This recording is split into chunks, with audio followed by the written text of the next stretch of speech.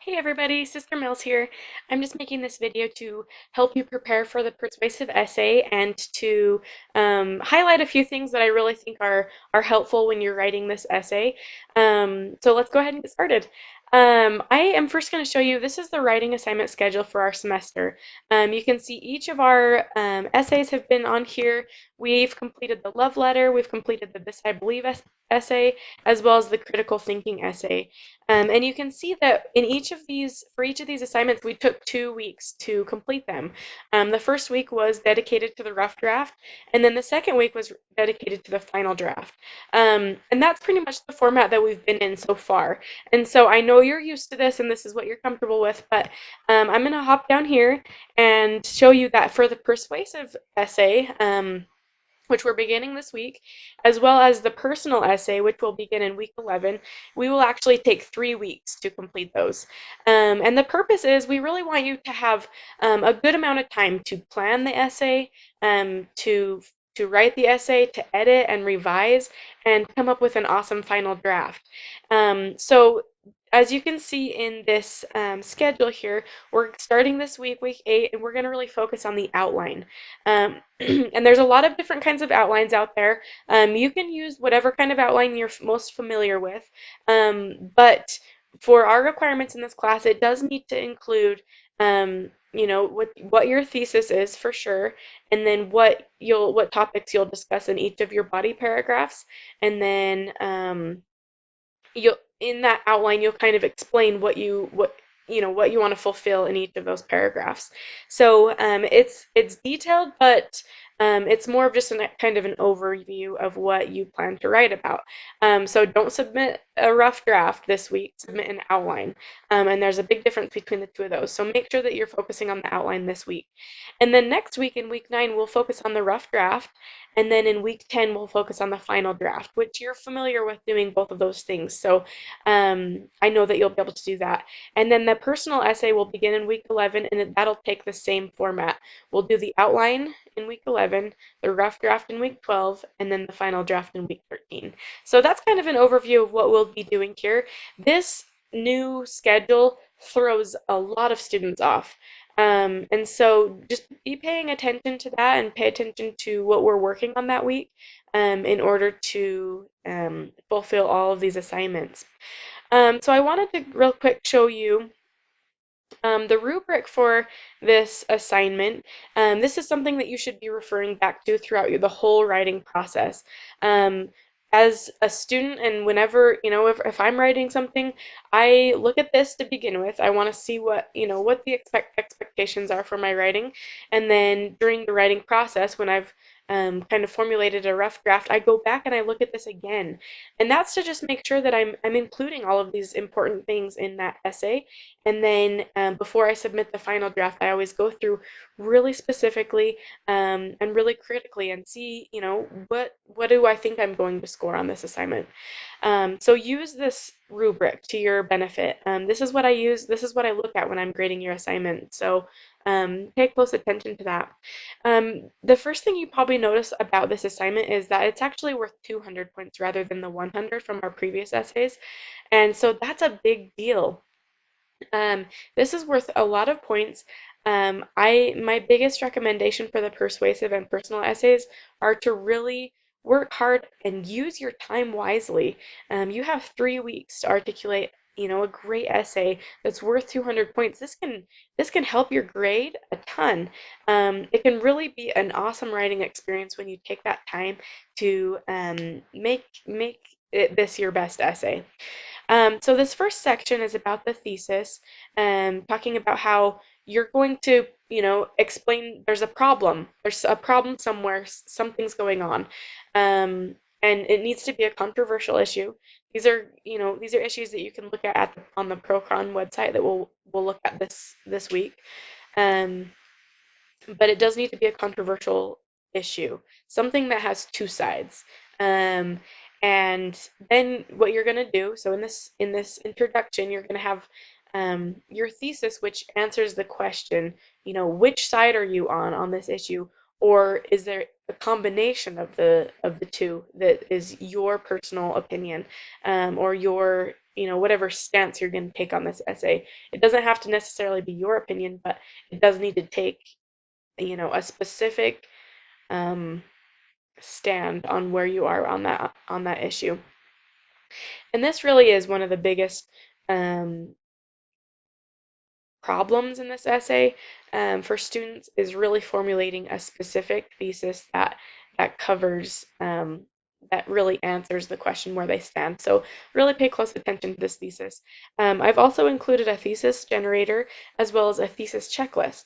So be sure that you're opening those documents and viewing them because they're going to be super duper helpful because the thesis is really what drives this essay. This section is worth 40 points, the support section. This is really where you're going to provide examples, facts, case studies, personal experience to support your thesis. Okay, these are going to be all in the body paragraphs. The body paragraphs should be organized by topic or by, focus, and then they should all be relating back to that thesis to better support it. And then this also includes you should include the opposing argument. So what I mean by that is you should have a paragraph or, a few sentences that addresses, okay, this is what other people are saying about this. And then after you address that there's another argument out there, then refute it. Okay? So then go back in and say, but this is why this argument isn't valid. And then by doing that, by presenting the opposing argument and then refuting it, this will actually strengthen your argument. Um, and then there's this section about the introduction and conclusion.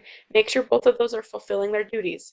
Just a review, the introduction paragraph should introduce the idea, give some background information, and include the thesis.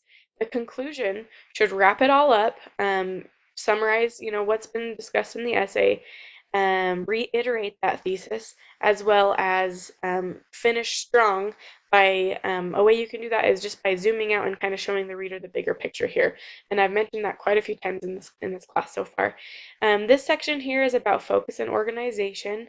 This also includes transitions, which is something that several of our classmates struggle with. So this is the section where we should pay attention to making sure that the focus throughout the whole essay is supporting that thesis and really staying true to what the discussion is about.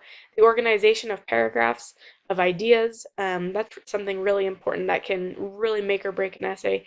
And then also those transitions between ideas, between sentences. You should make sure that when your reader is reading it, um, everything is flowing smoothly for them. There's no point when they're jumping from one topic to the next without you guiding them to that new topic. And then this bottom one is about grammar, mechanics, and formatting. This is something we've been working on for all of our essays, so you should be super familiar with that. Something else I really wanted to remind you about, if this is something you've heard of before, is about logical fallacies. So logical fallacies, this is something that there's always several students who fall for logical fallacies in their essays, especially if maybe in your critical thinking essay, if I pointed out any logical fallacies, make sure you read up on what this is and what, some examples of what they are and know how to avoid them because logical fallacies, there's something that you come across if you're reading, anytime I come across a logical fallacy, um, it just takes away from the argument and everything up until that point just seems invalid because of the logical fallacy. So here is just some examples here. A logical fallacy, um, let's see, they're just errors. Let's see, there are common errors in reasoning that will undermine the logic of your argument. So you can go ahead and read through this. This is just Google search logical fallacies and Purdue Owl. You can see that up there, Purdue Owl. And this is a great resource to find out what logical fallacies are out there. A hasty generalization, that's one I see a lot. I see a slippery slope a lot. Let's see. Begging the claim I see a lot, circular argument. There's just a lot of these that I see in this especially on this essay. So this is something you're going to want to really pay attention to and avoid. And then I also wanted to show you, here is an essay that of a girl in one of my one of my previous classes. She's a previous student. This isn't a perfect essay, but there are some really great points to this essay. So I wanted to just go over a few of those. Um, let's see. So here we have her introduction paragraph. And this is where she's introducing the topic, providing some background information, as well as including this awesome thesis. So this awesome thesis is it's super short and sweet. Yours doesn't have to be this short and sweet, but she really just went right direct to what she was talking about and answered that question super distinctly. So great job. Um, and then she goes on to really support that paragraph through examples and resources. Um, Here's an example. She talks about um, this Luttrell reporter and their findings, what they found, and she includes who that resource is and why they're legitimate. And so that's a great thing to do here. She has an awesome transition here, which I'd like to point out. A transition can be super elaborate or something super simple. This is an example of something that I would consider pretty simple.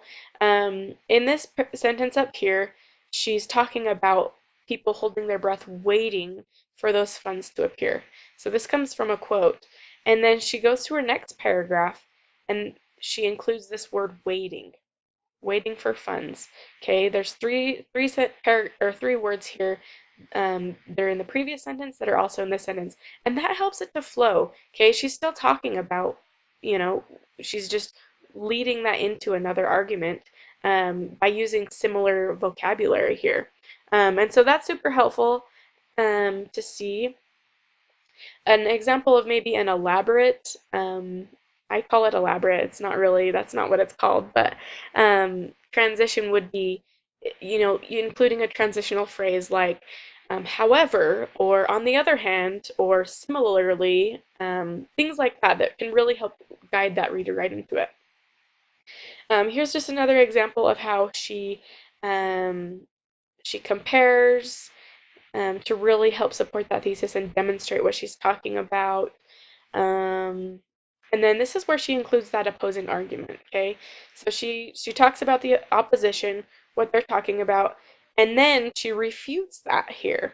So then she goes on to explain why that's not valid or why that really doesn't work. So she does a great job in this essay, and then she finishes strong with a great conclusion. You can see it's not just a two sentence conclusion. She really talks about what she discussed in the essay and then finishes really strong by just really being leaving the readers with a powerful statement. So this is just one example of a great essay. I know many of you guys already have great topics planned, and I really look forward to reading your essays. It's going to be a great one. Just remember those three things. We have a 3-week schedule this week. Pay attention to the rubric, look back at that rubric, and then use your resources. We have examples of essays. You have the Writing Center, who can help you. You have your gathering classmates who can help you. And then I would also encourage you to find other family members or friends who can help you. And I think that that'll be super helpful as you are finishing up this essay. So if you have any questions, go ahead and ask. But anyway, good luck with your essay.